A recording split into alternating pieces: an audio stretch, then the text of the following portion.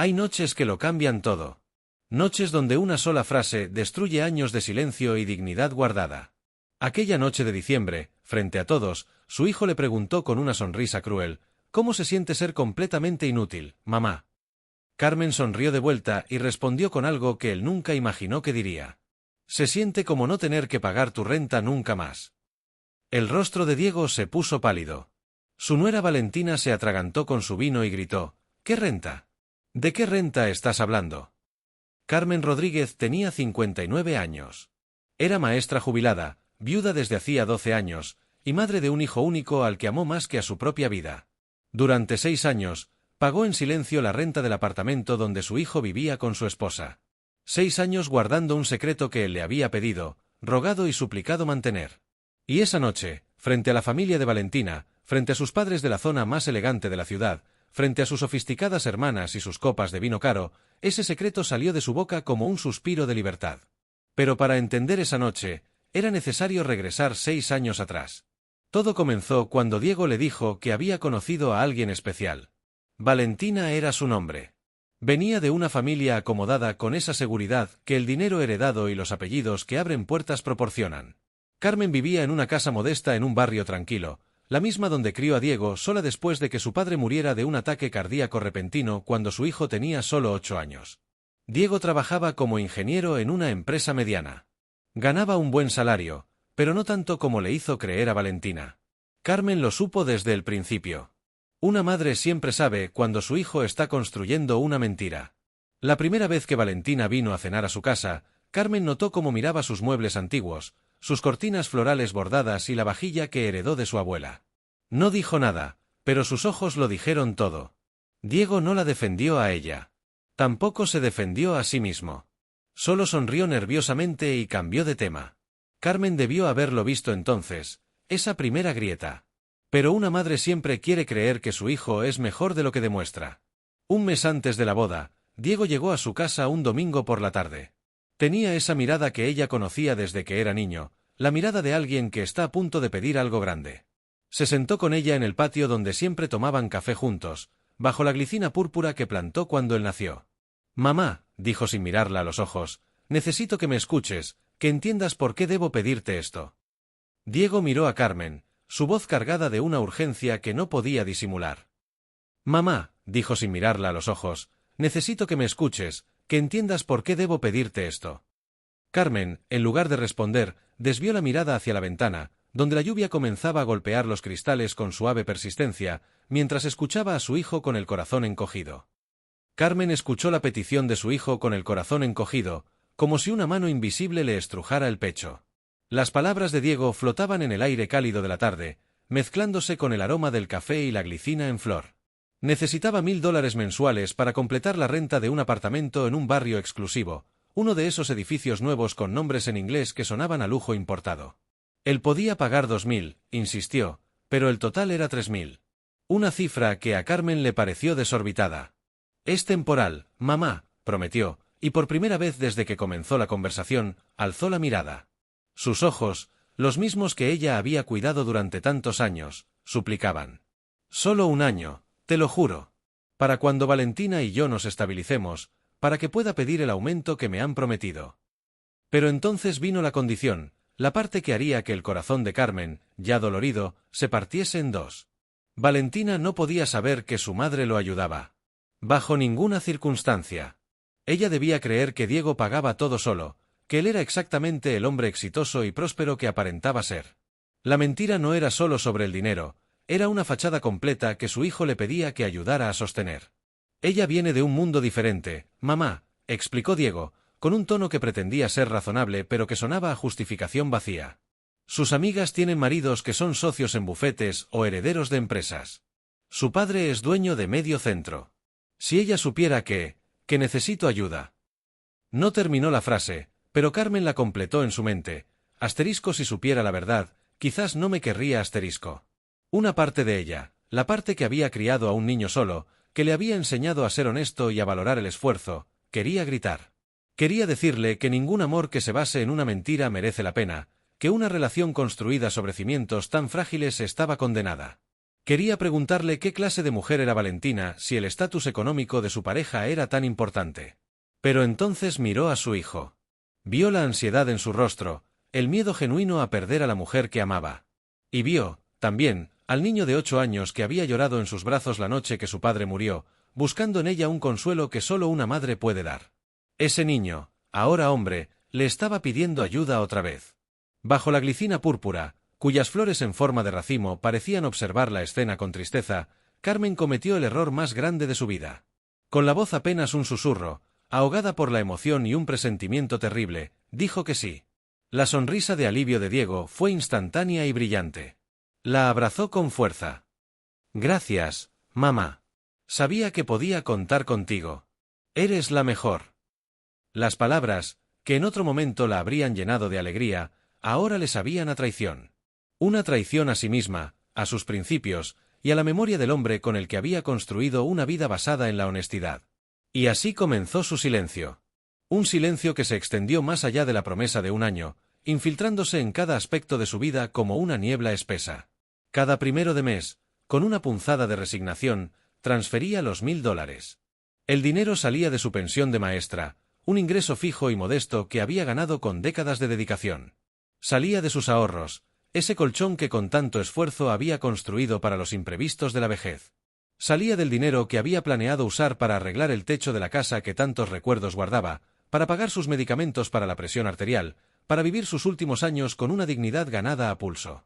Al principio, Diego venía los domingos, como siempre. Traía pan dulce y se sentaban en el mismo patio a tomar café. Él le hablaba de su trabajo, de sus planes, y ocasionalmente, con una sonrisa avergonzada, le daba las gracias. El próximo año te lo devuelvo todo, mamá, ya verás. Carmen asentía, queriendo creerle, aferrándose a la promesa como a un salvavidas. Pero el año prometido llegó y pasó. Cuando Carmen, con delicadeza, mencionó que ya había cumplido los 12 meses, la respuesta de Diego fue un poco evasiva. Las cosas en la oficina están un poco lentas, mamá. El aumento no llegó aún. Podemos esperar unos meses más. Y Carmen, viendo la preocupación en sus ojos, aceptó. Unos meses se convirtieron en 2 años. Fue entonces, después de que el año prometido llegó y pasó, cuando las visitas de Diego comenzaron a espaciarse. Los domingos en el patio, bajo la glicina, se volvieron cada vez más escasos. Las llamadas se hicieron más breves. Siempre había una razón, siempre vinculada a Valentina, brunch con sus amigas, cenas de negocios con clientes importantes, eventos familiares a los que no podían faltar. Carmen se decía a sí misma que lo entendía. Es natural, pensaba, mirando la mesa del patio puesta para 2 y terminando cenando sola. Un hombre joven, con una vida social activa, una esposa con un círculo amplio. Se repetía estas justificaciones como un mantra, intentando acallar la vocecita en su interior que le susurraba la verdad, que se estaba convirtiendo en una conveniencia, un cajero automático al que se visitaba cuando era necesario, pero del que era mejor no hablar en las cenas elegantes. Para cuando llegaron a los 6 años, la rutina estaba profundamente arraigada. La transferencia del primero de mes era un acto automático, un recordatorio mensual de su complicidad. Pero algo crucial había cambiado. Carmen ya no tenía ahorros. La cuenta que había alimentado con tanto cuidado durante años estaba vacía. No le quedaba nada más que dar, excepto su pensión, de la que ahora dependía por completo para su sustento. El silencio, que comenzó como un acto de amor, ahora pesaba como una losa sobre sus hombros, y el jardín que una vez fue su refugio empezaba a sentir el abandono, igual que su corazón. La primera grieta real, esa que atraviesa el alma y no solo los planes, llegó con el Día de las Madres del tercer año, cuando ya la promesa del año temporal había expirado hacía tiempo. Carmen había iniciado el ritual desde la madrugada anterior. El aroma del chile de pavó, una receta heredada de su propia madre y perfeccionada con los años, comenzó a impregnar la casa modesta desde que el alba era solo un presentimiento en el cielo. Era el platillo que Diego había amado desde niño, el que pedía en cada cumpleaños y en cada celebración importante, el sabor que, ella creía, lo conectaba con lo más esencial, con la memoria de un hogar que ya no existía en otro lugar. Pulió la vajilla heredada de su abuela, aquella que solo salía del armario para ocasiones especiales. Tendió sobre la mesa del comedor el mantel de lino bordado que había usado en su propia boda, un detalle que esperaba pasara desapercibido pero que cargaba con la intención silenciosa de marcar la importancia del día. Luego, fue al mercado y eligió con esmero las flores más frescas, girasoles, alegres y radiantes, los favoritos de Diego. Cada acción era un verso en un poema de amor maternal, una invitación a regresar, aunque fuera por unas horas, al núcleo de lo que alguna vez fueron. A las 2 en punto de la tarde, la escena estaba perfecta. La mesa, un cuadro de calidez y esperanza. El chile, humeante y fragante. El jardín, con la glicina en plena floración, tejiendo un dosel púrpura sobre el patio que había sido testigo de toda una vida. Carmen se sentó, se levantó, ajustó un cubierto, movió un florero. Las manecillas del reloj de pared, ese que había pertenecido a su esposo, avanzaban con una lentitud cruel. A las 3, el vapor que se elevaba del guiso ya no era el mismo. Una fina película de grasa empezó a formarse en la superficie, un detalle que solo una cocinera experimentada notaría. La textura perfecta comenzaría a perderse. Carmen encendió el fuego un minuto, solo para apagarlo de inmediato, sin querer recocerlo, aferrándose a la esperanza de que llegaran en cualquier momento. A las 4, la preocupación, esa compañera furtiva, se instaló en su pecho con garras firmes. Revisó su teléfono por enésima vez. El mensaje de confirmación de Diego seguía ahí, frío e inmutable. Llegamos a las 2, mamá. ¿Con ganas de tu chile, un accidente? ¿Una emergencia? Su mente, entrenada en el arte de la preocupación materna, comenzó a trazar escenarios catastróficos que su corazón se negaba a aceptar por completo.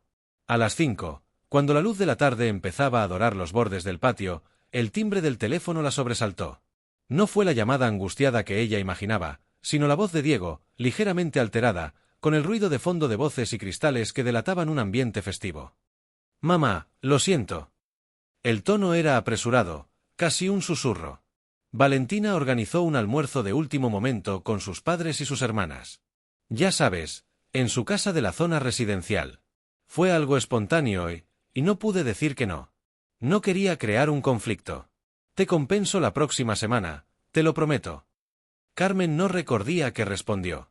Probablemente algo como «está bien, hijo», o «no te preocupes». Las palabras adecuadas para una madre que no quiere ser una carga. Colgó el teléfono y permaneció sentada, mirando la mesa que ahora parecía un escenario vacío después de una función a la que nadie asistió.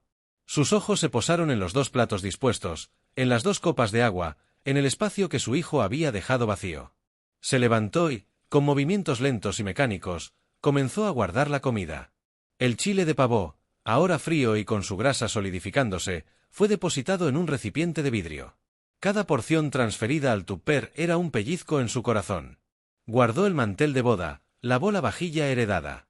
La fiesta se había cancelado, y con ella, algo más. Fue entonces, bajo el dosel perfumado de la glicina, con las flores púrpuras como únicas testigos, cuando las lágrimas llegaron. No eran lágrimas de rabia ni de frustración por la comida desperdiciada. Eran lágrimas silenciosas y amargas que brotaban de una comprensión profunda y dolorosa que había estado evitando. En la elección de su hijo, en esa facilidad con la que había priorizado el compromiso espontáneo con la familia de su esposa sobre la promesa hecha a ella, Carmen vislumbró una verdad demoledora: había dejado de ser una prioridad en la vida de Diego. Se había convertido en la opción flexible, en la cita que podía posponerse, en el amor que se daba por sentado. Durante toda la semana siguiente, Carmen comió el chile de pavó recalentado. Cada cena solitaria, cada bocado que tomaba en la mesa de la cocina, sin mantel ni flores, sabía a una tristeza densa y persistente. El sabor, que antes evocaba risas y complicidad, ahora tenía un regusto a despedida. Los meses continuaron su curso implacable, y el año prometido llegó a su fin. La fecha quedó marcada en el calendario de Carmen con un círculo mental.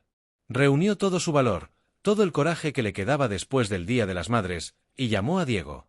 Con una voz que intentó mantener serena, le recordó su acuerdo. «Diego, hijo, ya pasó el año. ¿Recuerdas? Dijiste que solo sería por 12 meses». Al otro lado de la línea, la respuesta no fue la liberación que esperaba. Fue un suspiro, un ruido de incomodidad. «Lo sé, mamá, lo sé. Pero las cosas en la oficina están un poco lentas. El aumento que esperaba no llegó aún. Hay gastos con el apartamento que no calculé bien». Su voz se tornó suplicante, el mismo tono que usaba de niño para pedirle un juguete. «¿Podemos esperar unos meses más? Solo unos pocos. Te prometo que en cuanto se regularice, esto se acaba». Carmen, al escuchar esa preocupación fabricada en la voz de su hijo, sintió que su resolución se desvanecía. El instinto de protegerlo, de aliviar su carga, era más fuerte que la voz de su propia dignidad. Vio, o quiso ver, la sombra de una genuina dificultad en sus palabras. Y, una vez más, dijo que sí. Ese unos meses más se transformó en 2 años completos de una nueva y más larga prisión. Fue en ese periodo cuando los domingos bajo la glicina se volvieron rarezas, mientras las llamadas telefónicas se acortaban, llenándose de prisas.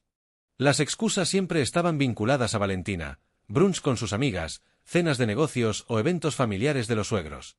Carmen, sentada en su patio o en su sala silenciosa, intentaba convencerse de que era natural que un hombre joven priorizara su vida en pareja, pero cada cancelación profundizaba su soledad al mirar la mesa que rara vez volvía a ponerse para dos. Se aferraba a estas justificaciones como a un salvavidas, intentando acallar la vocecita cada vez más insistente en su interior que le susurraba la cruda verdad. Se estaba convirtiendo en una conveniencia, en un cajero automático al que se visitaba únicamente cuando era necesario hacer un retiro, pero del que era mejor no hablar en las cenas elegantes ni en las reuniones sociales. El silencio que había aceptado por amor se transformaba en una losa de complicidad y soledad, y el jardín que una vez fue su refugio empezaba a mostrar las primeras señales de abandono. Para el 3er año, la casa de Carmen había adquirido una cualidad nueva y desagradable: el silencio. No era el silencio tranquilo de quien disfruta de su propia compañía, sino uno pesado, cargado de ecos. Los domingos, especialmente, se extendían largos y vacíos. La mesa del patio, bajo la glicina que ese año había florecido con una exuberancia casi ofensiva, permanecía con una sola silla ocupada. La tetera ya no silbaba para dos, y el aroma del café se disipaba rápido, sin otra respiración que lo apreciara. Cuando ella, armándose de valor, sugería una visita a su hijo, la respuesta llegaba siempre envuelta en el mismo tipo de excusa, pulida y fría. Están remodelando el segundo baño, mamá, es un caos de polvo y cajas. Oh, Valentina tiene una migraña espantosa, mejor la dejamos descansar. O la más recurrente y dolorosa: tenemos cena con unos amigos de Valentina, ya sabes, compromisos ineludibles. Carmen colgaba el teléfono y observaba su jardín, donde cada hierba que se atrevía a crecer fuera de su sitio parecía un recordatorio de su propia vida desatendida. Se repetía, como un mantra para calmar la angustia, que era natural. Un hombre casado, con una vida social activa, una esposa con un círculo amplio e influyente. Era lógico que su mundo se hubiera reducido en el de él. Pero la vocecita en su interior, esa que antes era un susurro y ahora ganaba volumen, le gritaba que no era su mundo lo que había encogido, sino su espacio dentro del corazón de Diego. Fue esa misma voz, mezclada con una punzada de soledad particularmente aguda un viernes por la tarde, la que la impulsó a hacer algo que no había hecho en años: aparecer en el apartamento de Diego sin avisar. Se vistió con su mejor conjunto, se arregló el cabello y tomó un taxi hasta el elegante edificio, sintiendo cómo el lujo del vehículo contrastaba con la austeridad de su presupuesto. En el regazo llevaba una bolsa de papel marrón con media docena de bagels, los que a Diego le encantaban de niño, untados con un poco de queso crema. Era un trozo de su historia compartida, un intento tácito de recordarle los sabores simples de antes. El viaje en ascensor hasta el 10º piso fue un viaje en el tiempo hacia una realidad que solo conocía por las transferencias bancarias. El espejo pulido le devolvió la imagen de una mujer de postura digna, pero con una incertidumbre palpable en los ojos. Al llegar a la puerta, contuvo la respiración un instante antes de tocar el timbre. El sonido, elegante y discreto, resonó en el interior. La puerta se abrió lo justo para revelar a Valentina. Llevaba una bata de seda color champán que crujía suavemente con cada movimiento y sostenía con elegancia el tallo de una copa de vino tinto, medio llena. Su cabello estaba perfectamente recogido y su maquillaje, impecable, como si estuviera a punto de salir para una sesión fotográfica. «Oh, suegra». «¡Qué sorpresa!», dijo. Pero su tono de voz, plano y carente de cualquier entonación que delatara una emoción genuina, no sonaba en absoluto sorprendido. Sonaba, en el mejor de los casos, molesto. Carmen, sintiendo cómo la seguridad que había construido durante el viaje se desvanecía, forcejeó con una sonrisa. «Hola, Valentina. Pasaba por el centro y pensé en saludarlos. Les traje unos bagels». Levantó ligeramente la bolsa, como una ofrenda de paz. Valentina ni siquiera miró la bolsa. Su mirada recorrió rápidamente a Carmen de arriba abajo, un escaneo rápido y desapasionado. «¿Qué detalle?», respondió, sin que sonara a agradecimiento. «Pero justo hoy no es un buen momento. Tengo unas amigas que vienen en cualquier instante para un cóctel. Sería incómodo». No ofreció una explicación más elaborada, ni una otra vez será que sonara mínimamente sincero. Simplemente dejó que las palabras flotaran en el aire, frías y definitivas. Mejor otro día, con cita previa, añadió, y antes de que Carmen pudiera articular una respuesta, la puerta se cerró con un clic suave pero inexorable. Carmen se quedó paralizada en el pasillo alfombrado, sintiendo el eco del golpe en lo más hondo de su pecho. La bolsa de bagels, ahora pesada como una losa, colgaba de su mano. Miró la puerta de madera lisa, un límite infranqueable que la separaba de la vida de su hijo. Se sintió como una intrusa, una mendiga en el umbral de un palacio que ella misma ayudaba a mantener. El lujo del pasillo, las luces tenues, el olor a limpio y a perfume caro, todo conspiraba para hacerla sentir fuera de lugar, expulsada. Bajó en el ascensor, manteniendo la mirada fija en los números que descendían, sintiendo que con cada piso que bajaba, algo dentro de ella se resquebrajaba un poco más. Esa noche, en la soledad de su cocina, guardó los bagels en la nevera.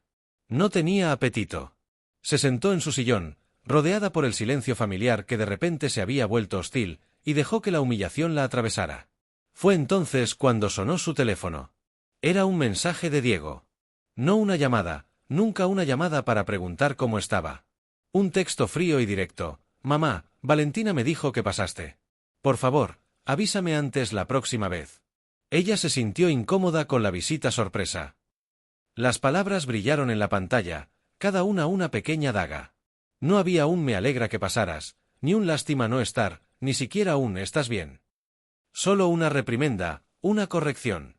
Le estaba dictando las reglas de acceso a su propia vida, y ella, en su silencio, las estaba aceptando.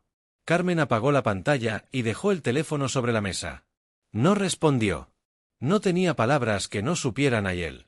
A la mañana siguiente, con los ojos hinchados por una noche de sueño interrumpido y de lágrimas silenciosas, abrió su aplicación de banca en línea. Los números de su cuenta, cada vez más delgados, le devolvieron la mirada. Su dedo se cernió sobre la pantalla. Una parte de ella, la que había sido herida y humillada, gritaba para que se detuviera. Pero la otra parte, la madre que había criado a un hijo sola, la que recordaba al niño que se refugiaba en su regazo durante las tormentas, era más fuerte.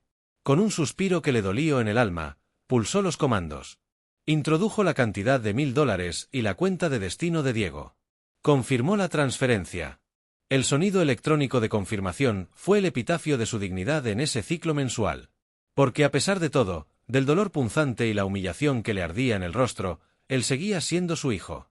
Y ella, en el rincón más terco y herido de su corazón, seguía aferrándose a la identidad de ser su madre, incluso cuando todas las evidencias indicaban que él había olvidado, o había elegido ignorar, el verdadero significado de esa palabra. La transferencia no era solo dinero, era un tributo a un fantasma, el pago por la esperanza, cada vez más frágil, de que el hijo que ella recordaba volviera a existir. El cuarto año fue cuando Carmen comenzó a sentir el verdadero peso de su decisión. Sus rodillas, que durante años habían soportado el vaivén de las aulas, empezaron a dolerle con una intensidad nueva. El médico recomendó un tratamiento de fisioterapia que su seguro de jubilada no cubría completamente. Fue en ese contexto de renuncias silenciosas cuando su amiga Patricia, también maestra jubilada y poseedora de una energía que desafiaba los 70 años, la invitó a un viaje a las playas del sur con un grupo de excompañeras. Era económico, insistía Patricia, solo $1200 por 4 días de sol, mar y camaradería. No puedo, Patricia, dijo Carmen, desviando la mirada hacia las grietas en el yeso de su techo, evitando los ojos perspicaces de su amiga. Estoy ahorrando para algunas reparaciones de la casa. Ya sabes, el tejado, la pintura. Patricia no se dejó engañar. La miró fijamente, con esa mirada que durante décadas había desarmado las excusas más elaboradas de sus alumnos. Carmen, algo está pasando y no me lo estás diciendo, afirmó, sin dejar espacio para la réplica. Te estás encogiendo. Literalmente.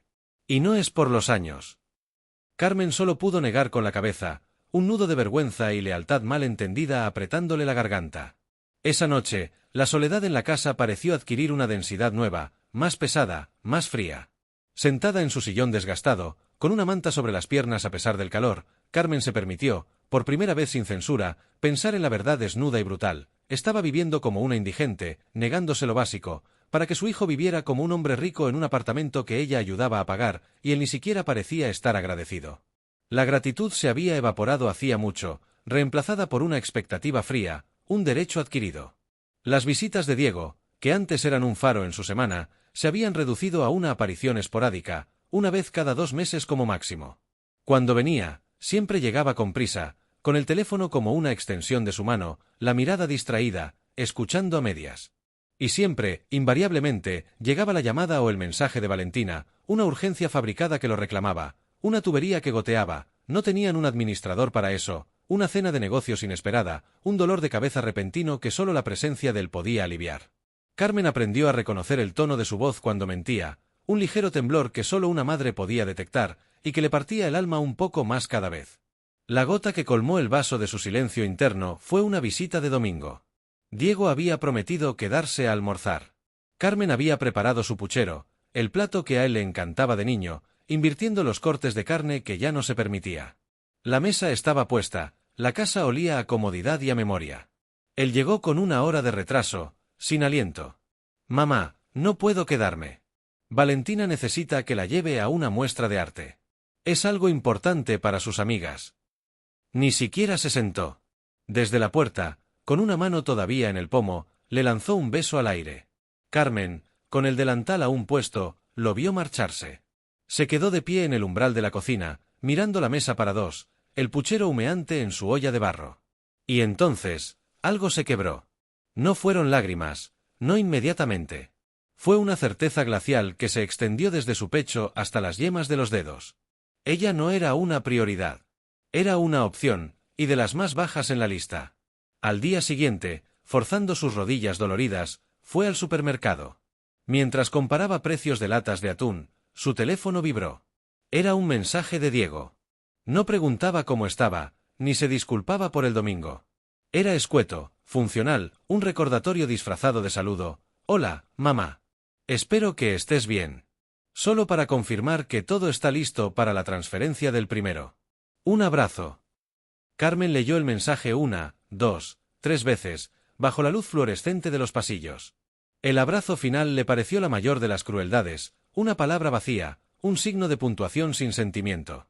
Sintió una oleada de calor en el rostro, una mezcla de ira y de humillación tan intensa que tuvo que apoyarse en el carrito de la compra.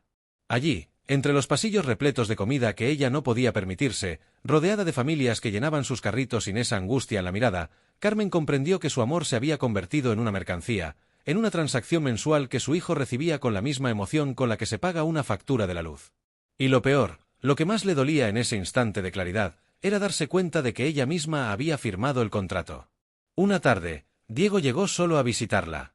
Era inusual que viniera sin Valentina, sin esa presencia que siempre transformaba el aire, volviéndolo más delgado, más difícil de respirar. Se sentó con ella en el patio, bajo la glicina púrpura cuyas flores parecían observar la escena con siglos de sabiduría. Carmen notó de inmediato una mirada preocupada en su rostro, una tensión alrededor de sus ojos que no lograba disimular con su sonrisa de niño bueno. El corazón de Carmen, siempre alerta a los matices de su hijo, se hundió unos centímetros en su pecho. Ya sabía lo que venía. Era la misma corazonada helada que sentía cuando, años atrás, él se acercaba para pedirle dinero para una excursión escolar que no existía. «Valentina y yo estamos pensando en comprar un auto nuevo», dijo, jugando con el borde de la taza de café que ella le había servido. Su voz sonaba forzada, como un actor que recita un guión que no termina de creerse. El corazón de Carmen se hundió un poco más. «El que tenemos ya está viejo. Valentina quiere una camioneta, algo más seguro. Estamos viendo una Acquiere MDX. Una Acquiere que costaba más de $50.000. Carmen no pudo evitar un pensamiento fugaz y amargo, con lo que ella le había dado en 6 años, ya casi habían pagado una de esas. Diego continuó, y fue entonces cuando lanzó el anzuelo envuelto en carnada de falsa liberación. «Acabo de recibir un aumento. Ya no será necesario que me ayudes con la renta. A partir del próximo mes puedo manejarlo todo». Por un momento, un instante brevísimo y glorioso, el corazón de Carmen se llenó de una esperanza tan aguda que casi le duele. 6 años. Finalmente iba a terminar. Iba a recuperar su quincena completa, su respiro financiero, la dignidad de sus domingos sin esa losa mensual.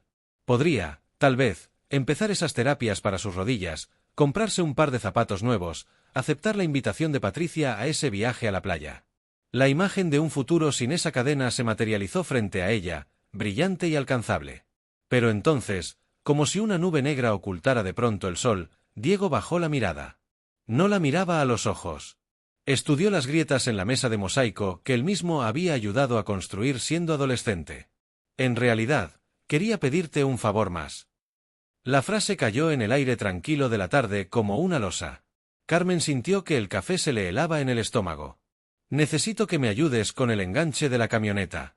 Son $10.000. Puedo reunir 6, pero me faltan 4. ¿Crees que podrías prestármelos? Te prometo que te los devuelvo en 6 meses. Carmen se congeló. No era solo una negativa mental, fue una parálisis física. El aire se le atoró en los pulmones y el zumbido leves de la tarde desapareció, reemplazado por un silencio sepulcral dentro de su cabeza. No tenía $4.000. No los tenía. Había gastado todos sus ahorros, cada centavo de su colchón de seguridad, en los pagos mensuales que ahora, supuestamente, iban a cesar. Lo poco que le quedaba, un fondo de emergencia raquítico y tembloroso, apenas alcanzaba para cubrir 3 meses de gastos básicos si algo le ocurría. ¿3 meses? Tal vez 2, si la inflación seguía su camino implacable. Diego, no tengo esa cantidad, dijo con la voz temblorosa, y el sonido de sus propias palabras, tan débiles, tan expuestas, la llenó de vergüenza. La reacción de él fue instantánea, un reflejo de quien está acostumbrado a que los obstáculos se allanen por arte de magia. Claro que los tienes, mamá. Su tono era ligero, casi condescendiente, como si le estuviera explicando algo obvio a un niño. Tienes tu cuenta de ahorros, la que papá te dejó. Esa no la tocas nunca. Sé que está ahí. Carmen sintió que el mundo se detenía. Esa cuenta era sagrada. Era lo último que tenía de su esposo, el fruto de su trabajo, de su sudor, de su amor por ella. Eran $20.000 que él había dejado expresamente para su vejez, para una emergencia real, para su dignidad cuando él no estuviera. Era un pacto de amor póstumo, un juramento silencioso entre dos personas que se habían amado de verdad. Y ahora su hijo hablaba de ella con la misma familiaridad con la que se pide un vaso de agua. Esa cuenta está fuera de límites, Diego, dijo, y esta vez su voz sonó más firme, afilada por el filo de la memoria de su marido. Intentó transmitir con la mirada todo el peso de lo que esas palabras significaban, pero los ojos de él ya se habían endurecido. Mamá, soy tu hijo. La frase sonó como un reproche, un recordatorio de una deuda que ella, al parecer, nunca terminaría de pagar. ¿No crees que él querría que uses ese dinero para ayudarme? Para asegurar mi futuro, mi estabilidad. Al fin y al cabo, algún día todo esto será mío, ¿no? Carmen dio un respingo. Algún día no era ahora. Algún día era cuando ella ya no estuviera, y la sola mención, tan fría, tan calculadora, le produjo un escalofrío. Tu padre dejó ese dinero para mí, Diego. Para mis necesidades, para mi paz mental. Y mi paz mental no cuenta. La pregunta salió de los labios de Diego con una velocidad hiriente. ¿No ves la presión que tengo? Valentina tiene ciertos estándares, ciertas expectativas. Yo solo intento darle la vida que merece, la vida que sus amigas tienen. No quiero que se sienta menos. Allí estaba. La verdad desnuda y espantosa. No era una necesidad. Era un capricho. No era seguridad. Era apariencia. Carmen miró a su hijo, a ese hombre que había criado con canciones de cuna y cuentos antes de dormir, y vio a un extraño atrapado en una jaula de su propia fabricación, pero una jaula dorada que él insistía en dorar aún más a costa de ella. Necesito que lo pienses, mamá, insistió Diego, levantándose. La conversación, para él, había terminado. Era una petición que se convertía en exigencia por el simple paso del tiempo. No es mucho. En 6 meses, te lo devuelvo todo. Con intereses, si quieres. La oferta de intereses fue la estocada final. La reducía, definitivamente, a un acreedor, y de los menos prioritarios. Carmen no dijo nada. Asintió con la cabeza, un movimiento mecánico, porque no confiaba en su voz. Diego se inclinó y le dio un beso rápido en la mejilla. Gracias, mamá. Sabía que podía contar contigo. Y se fue, dejando atrás el aroma de su colonia cara y el sabor amargo de una traición que aún no se consumaba, pero que ya planeaba sobre el patio como un pájaro de mal agüero. Carmen se quedó sentada, mirando la silla vacía. La esperanza que había florecido brevemente en su pecho se había marchitado, dejando un hueco más profundo y doloroso. No era solo el dinero. Era la facilidad con la que él daba por sentado su sacrificio, la naturalidad con la que expandía los límites de su explotación. El alivio prometido era solo el cebo para un anzuelo más grande. Y lo peor de todo era que, a pesar de saberlo, una parte de ella, la parte que era solo madre, ya estaba calculando mentalmente cómo podría, quizás, de alguna manera, conseguir ese dinero. La puerta se cerró con un clic suave, pero para Carmen sonó como el portazo de una celda. El eco de las palabras de Diego resonaba en el silencio del patio: sabía que podía contar contigo. No era un agradecimiento, era una sentencia. Se quedó inmóvil, mirando la taza de café medio llena de su hijo, el borde marcado por el rojo de su labial, una mancha vulgar que le pareció la evidencia de una contaminación. El aroma de la colonia cara aún flotaba en el aire, mezclándose con el dulce perfume de la glicina, creando una disonancia que le revolvía el estómago. La parte de ella que era solo madre, ese instinto primitivo e incansable, ya estaba traicionándola. Su mente, por pura inercia de años de sacrificio, comenzó a hacer cálculos absurdos. Podría vender la vajilla de porcelana que heredó de su abuela, esas piezas delicadas que nunca usaba por miedo a romperlas.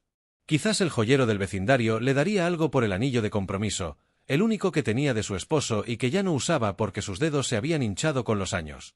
Cada pensamiento era una puñalada a su propia dignidad, un intento desesperado de satisfacer el apetito insaciable del hijo al que había creado. Se levantó con esfuerzo, apoyándose en la mesa. Sus rodillas crujieron en una protesta silenciosa. El dolor era una compañía constante, un recordatorio físico de todo lo que había negado por él. Caminó hasta la cocina, su refugio, el lugar donde siempre había encontrado consuelo en los rituales de amasar, cocinar y alimentar. Pero esa noche, la cocina se sentía hostil y vacía. Abrió la refrigeradora y vio el recipiente con los restos del guiso que había preparado 2 días antes, comiendo sola, como siempre.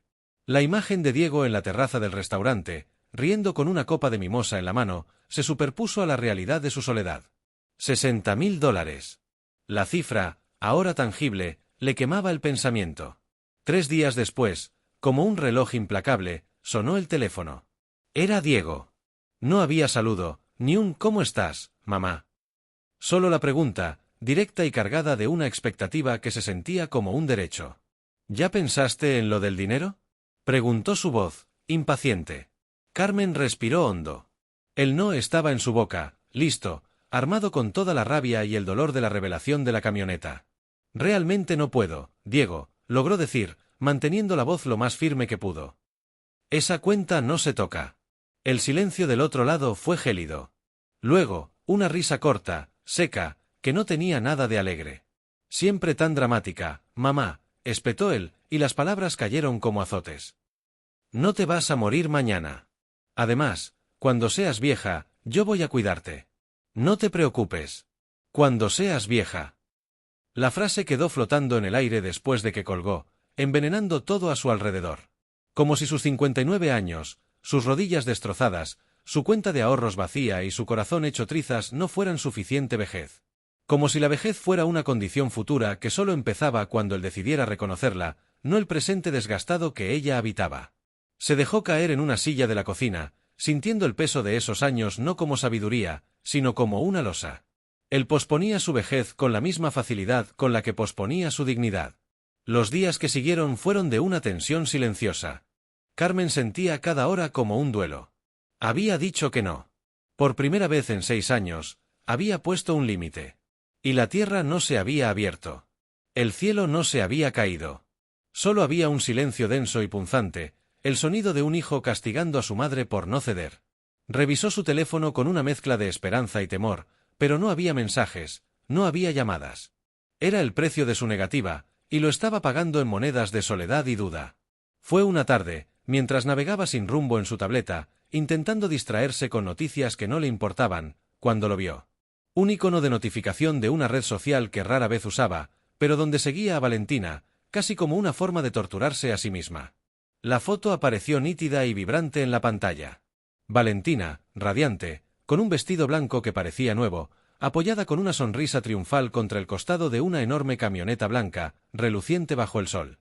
Una Quiere MDX. La misma que Diego había mencionado. Carmen amplió la imagen con dedos que temblaban.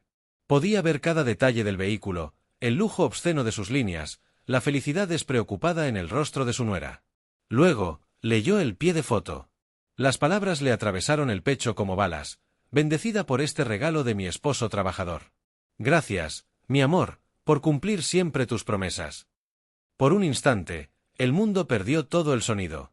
Solo existía la imagen y las palabras. Esposo trabajador. Cumplir siempre tus promesas. Un zumbido agudo llenó sus oídos. No era solo la humillación de la mentira, era la crueldad de la farsa. Él no había necesitado el dinero. Nunca lo había necesitado. La petición de los $4.000 no había sido un acto de desesperación, sino un experimento. Una prueba de los límites de su sumisión. Quería medir hasta dónde estaba dispuesta a llegar, cuanto más de su alma estaba preparada para arrancarle y entregarle.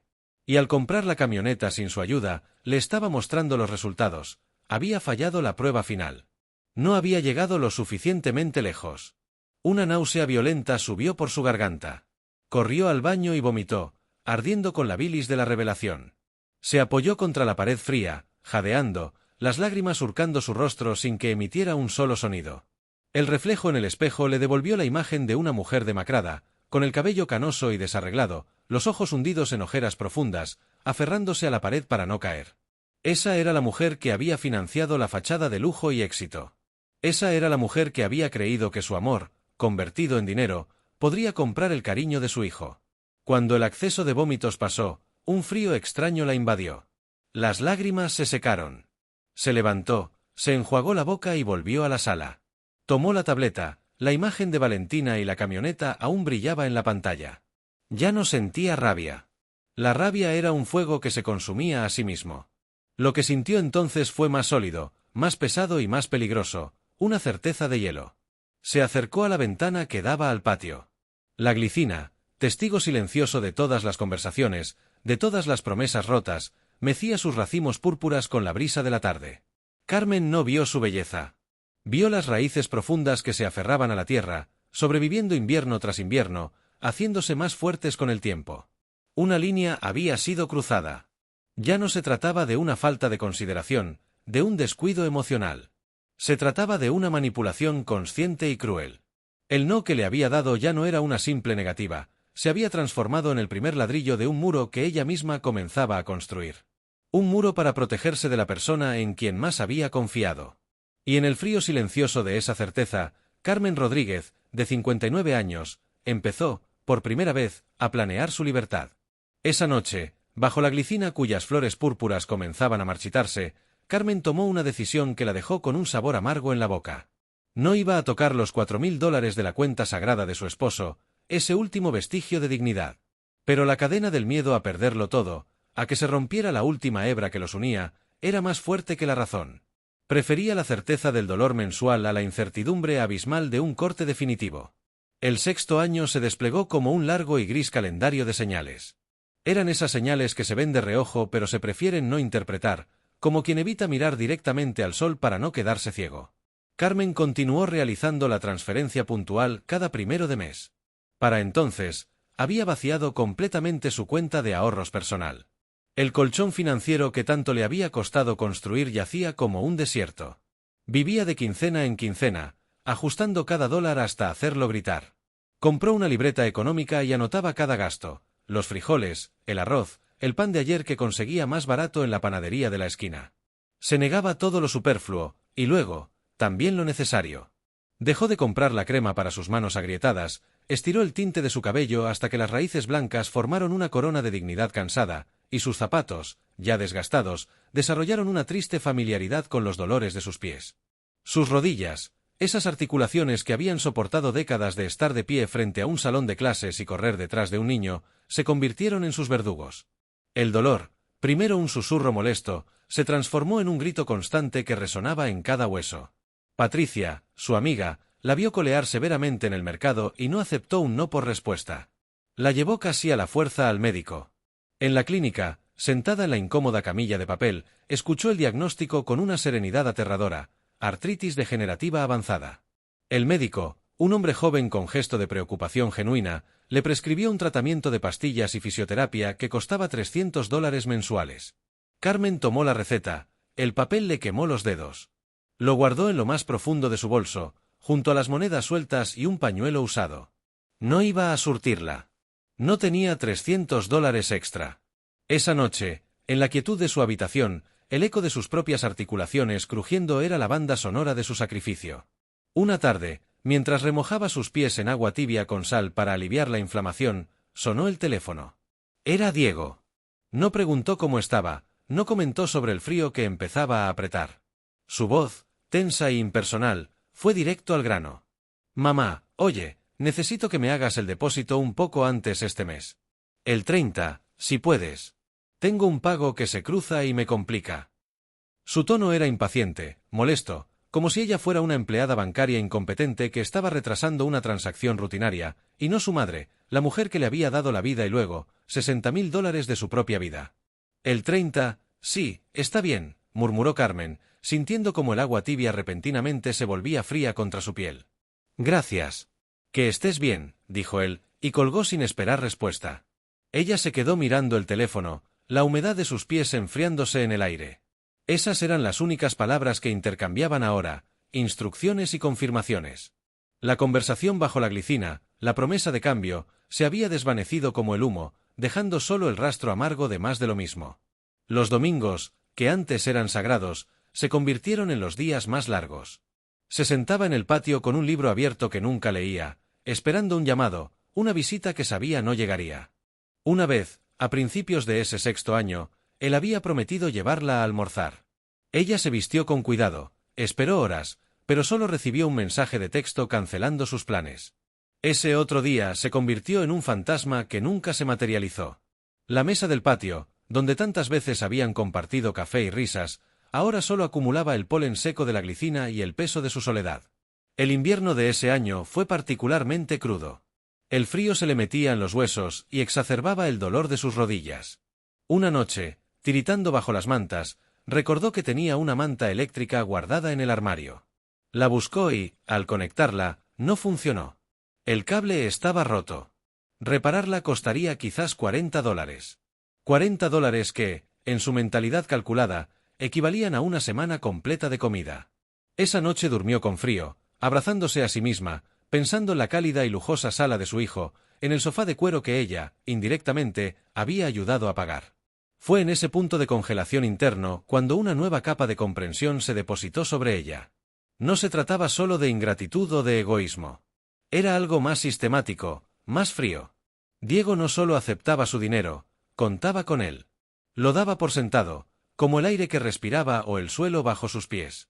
Su sacrificio se había convertido en un servicio público no remunerado, en un impuesto silencioso que ella pagaba por el privilegio de seguir siendo, técnicamente, su madre. Y ella, atrapada en la trampa de su propio amor, seguía pagando, mes tras mes, financiando no solo un apartamento, sino su propia irrelevancia en la vida del hombre al que había criado para ser, supuestamente, mejor que todo esto. Carmen comenzó a investigar. Algo no cuadraba en la ecuación de su sacrificio. Sentada frente a su viejo computador, la pantalla iluminaba su rostro surcado por las arrugas del tiempo y la desilusión. Buscó en línea el edificio donde vivía Diego. Las imágenes que aparecieron mostraban un complejo residencial elegantemente moderno, con fachadas de cristal y acero que reflejaban un cielo que a Carmen le parecía artificial. Buscó cuánto costaban los apartamentos allí. Los portales inmobiliarios confirmaron que las rentas iban de $2.500 a $4.000, dependiendo del tamaño y la ubicación. Diego le había dicho que la renta era de $3.000, que él pagaba $2.000 y ella $1.000. Pero ¿y si esa era una mentira cuidadosamente construida? ¿Y si la renta era de $2.500 y él le cobraba $1.000 para quedarse con un excedente? O peor, ¿y si la renta era más barata y estaba usando su dinero para otras cosas, para financiar un estilo de vida que ella ni siquiera podía imaginar? Una fría tarde de martes, Carmen decidió hacer algo que la avergonzaba profundamente, pero que su dignidad herida le exigía hacer. Tomó su teléfono con manos temblorosas y le envió un mensaje a Diego. «Hijo, qué coincidencia. Mi amiga Susana está buscando apartamento en esa zona. ¿Sabes cuánto es la renta en tu edificio? Solo para darle una referencia». La respuesta llegó 3 horas después, cuando Carmen ya había revisado el teléfono una docena de veces. 3.000 o 3.500. Varía mucho según el piso y la vista. La vaguedad de la respuesta le dolió más que una mentira directa. Era evasivo, impreciso, como si su pregunta fuera una molestia trivial. ¿Y tú cuánto pagas exactamente?, insistió Carmen, sus dedos apretando el teléfono con fuerza inusual. 2 días completos pasaron sin respuesta. 2 días durante los cuales Carmen no pudo concentrarse en nada, ni siquiera en las plantas de su jardín que siempre la tranquilizaban. Cada hora de silencio era un clavo más en el ataúd de sus ilusiones. Finalmente, llegó el mensaje que sellaría su comprensión del abismo. «Mamá, no recuerdo exactamente. Valentina maneja esas cosas». Esa noche, sentada en su cocina con una taza de té que se enfriaba entre sus manos, Carmen comprendió algo terrible y definitivo. Su hijo le estaba mintiendo. No sabía exactamente sobre qué, ni hasta qué punto, pero sabía con certeza visceral que había mentiras. Capas y capas de mentiras que durante años había elegido no ver, como quien evita mirar directamente al sol para no cegarse. Al día siguiente, impulsada por una determinación que no sentía desde hacía años, Carmen se vistió con su mejor conjunto, un traje pantalón que no usaba desde la jubilación, y tomó el autobús hacia el distrito financiero de la ciudad. Bajó en la parada más cercana al lujoso edificio de Diego y caminó lentamente, apoyándose en su bastón, hacia el café donde trabajaba su antigua compañera de la escuela normal, Laura, quien ahora era agente inmobiliaria en una firma de prestigio. «Carmen, qué sorpresa tan agradable», dijo Laura abrazándola con calidez genuina. «Hace tanto tiempo que no te veía por aquí». Después de intercambiar cortesías y actualizaciones sobre sus vidas, Carmen respiró hondo y expuso su verdadera razón para visitarla. «Necesito que me ayudes con algo, Laura. Es sobre Diego». Le contó la situación de las rentas, omitiendo los detalles más dolorosos, pero dejando claro que necesitaba saber la verdad sobre los precios reales del edificio donde vivía su hijo. Laura, con mirada comprensiva pero profesional, accedió a ayudarla. «Ese edificio es uno de nuestros competidores directos», explicó Laura mientras tecleaba en su computador. «Conozco bien sus tarifas porque constantemente comparamos precios». La pantalla mostró una tabla detallada con los diferentes tipos de apartamentos y sus rentas mensuales. Laura señaló con el dedo: «Los apartamentos de 2 recámaras, que es lo que tendría tu Diego, tienen un rango entre 2.200 y 2.600, dependiendo de la orientación y el piso. Los más caros son los que dan al parque». Carmen sintió que el suelo se movía bajo sus pies. «¿Y hay alguno de 3.000? Laura negó con la cabeza. «Solo los Penthouse, que tienen 3 recámaras y terraza privada. Pero esos están en 4.000 o más». El viaje de regreso a casa fue un viaje a través del desierto de su propia ingenuidad. Carmen contó mentalmente: si la renta real era de 2.200 y ella aportaba 1.000, entonces Diego solo pagaba 1.200 de su bolsillo. O peor aún, si tenía un apartamento de 2.600, entonces su contribución cubría casi la mitad. Pero la matemática más dolorosa era otra. Durante 6 años, 72 meses, ella había entregado $1.000 mensuales. $72.000 que representaban su seguridad, su salud, su tranquilidad. Al llegar a su casa, Carmen no se dirigió directamente a su sala. En cambio, fue al patio donde la glicina púrpura mecía sus racimos como campanas fúnebres en la brisa nocturna. Se sentó en la misma silla donde 6 años atrás Diego le había hecho la petición que cambiaría sus vidas. Colocó sus manos sobre la mesa de madera gastada y dejó que las lágrimas cayeran libremente, sin intentar detenerlas. No lloraba solo por el dinero, sino por la complicidad que había mantenido en esta farsa. Por los domingos cancelados, por las excusas vacías, por las sonrisas fingidas cuando visitaba ese apartamento que parcialmente pagaba pero donde nunca se sentía bienvenida. Lloraba por el hijo que había criado, el niño que le prometía flores del jardín y ahora le ofrecía migajas de su atención. Cuando anocheció completamente, Carmen encendió la lámpara del patio y sacó una carpeta manila que había estado acumulando documentos en silencio. Estados de cuenta bancarios, transferencias electrónicas impresas, mensajes de texto capturados en pantalla.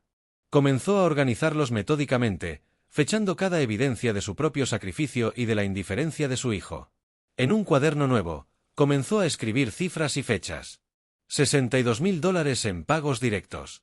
A esto sumó los intereses compuestos que ese dinero habría generado en una cuenta de ahorros, los tratamientos médicos que había pospuesto, el viaje con sus amigas que había rechazado, la manta eléctrica que no había reparado. La suma total la hizo estremecer. Pero más allá de las cifras, Carmen anotó los costos intangibles, la confianza rota, los sueños desplazados, la soledad aceptada como precio del amor maternal. Cada palabra escrita era un paso más lejos del papel de víctima silenciosa y un paso más cerca de algo que se parecía peligrosamente a la liberación. Cuando cerró el cuaderno, ya pasada la medianoche, su mirada había cambiado. Ya no era la de una madre herida, sino la de una mujer que había decidido dejar de financiar su propia anulación. La investigación había terminado. Las dudas se habían disipado. Lo que seguía ahora era la confrontación con una verdad que ya no podía seguir ignorando, por dolorosa que fuera. Una semana después, algo confirmó las sospechas de Carmen con la contundencia de un golpe físico. Estaba caminando por el distrito financiero, cerca de la clínica donde una vez le habían recomendado la fisioterapia que no podía pagar, cuando una carcajada familiar le heló la sangre. Allí, en la terraza elevada de la Belle Époque, un restaurante cuya sola mención en las revistas sociales era un símbolo de estatus, estaba su hijo. Diego, con una camisa que ella no reconocía, de un blanco impecable, se reclinaba en su silla con una desenvoltura que a Carmen le pareció obscena. A su lado, Valentina brillaba con un vestido color coral, su mano elegantemente posada sobre el brazo de Diego. Los acompañaba otra pareja, tan pulcra y segura de sí misma como ellos. La mesa, de mármol, estaba abarrotada de platillos diminutos y exquisitos, tostadas de caviar, huevos benedictinos, frutas exóticas dispuestas como obras de arte. Y en sus manos, copas largas donde burbujeaba el champagne de las mimosas. Carmen se quedó paralizada en la acera, anclada al cemento por una mezcla de incredulidad y vergüenza. Se escondió instintivamente detrás de la parada de autobús, aferrándose a su bastón de madera, sintiendo la aspereza del agarre bajo su palma. Desde abajo, mirando hacia arriba, el contraste era una herida abierta.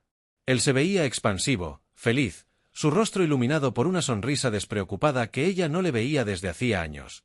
Parecía pertenecer a ese mundo de cristal y acero inoxidable. Y ella, en la acera, con su abrigo desgastado, las suelas de sus zapatos finas por el uso, y un dolor sordo y constante en las rodillas que le recordaba a cada uno de sus sacrificios, se sentía como un espectro, una intrusa en la vida próspera que su dinero había ayudado a construir. Observó, con una atención dolorosamente aguda, cómo el camarero se acercó con la cuenta sobre una fina bandeja de cuero.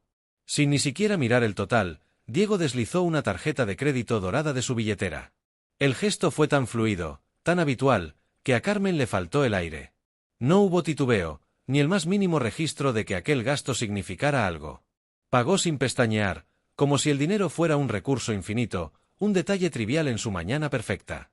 Mientras la tarjeta dorada desaparecía en la bandeja, a Carmen le vino a la mente la imagen nítida de su presupuesto de la semana anterior, tachando la compra de un queso más barato para poder llegar a fin de mes. El viaje de regreso a casa en el autobús número 42 fue un suplicio. Cada traqueteo del vehículo le resonaba en los huesos enfermos. Se aferró al poste metálico, sintiendo como los demás pasajeros evitaban mirarla, una mujer mayor con un bastón, invisible. El ruido del motor se mezclaba con el eco de las risas de la terraza, y en su pecho, una presión creciente, un magma de indignación y dolor que amenazaba con hacerla estallar desde dentro. Ya no era solo tristeza, era algo más denso, más caliente, una rabia que comenzaba a cristalizarse alrededor de la evidencia irrefutable de su estupidez y su abuso. Al llegar a su casa, a la quietud de su sala que olía a limpio y a soledad, no se quitó el abrigo.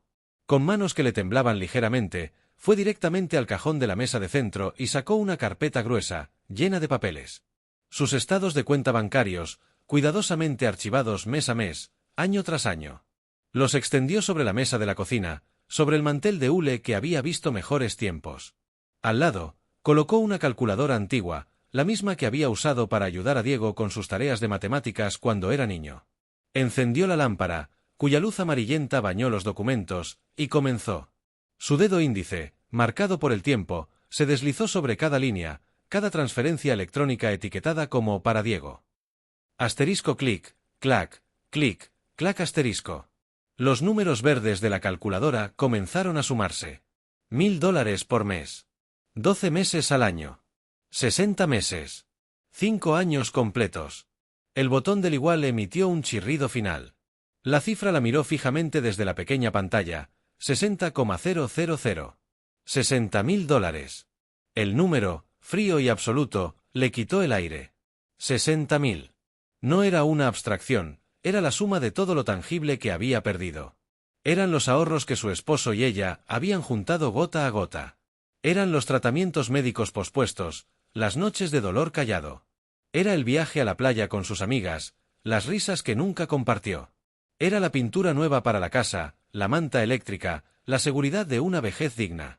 Cada billete era un pedazo de su tranquilidad, de su salud, de su independencia, convertido en mimosas, en caviar, en una camioneta blanca y en la aprobación de una nuera que la despreciaba.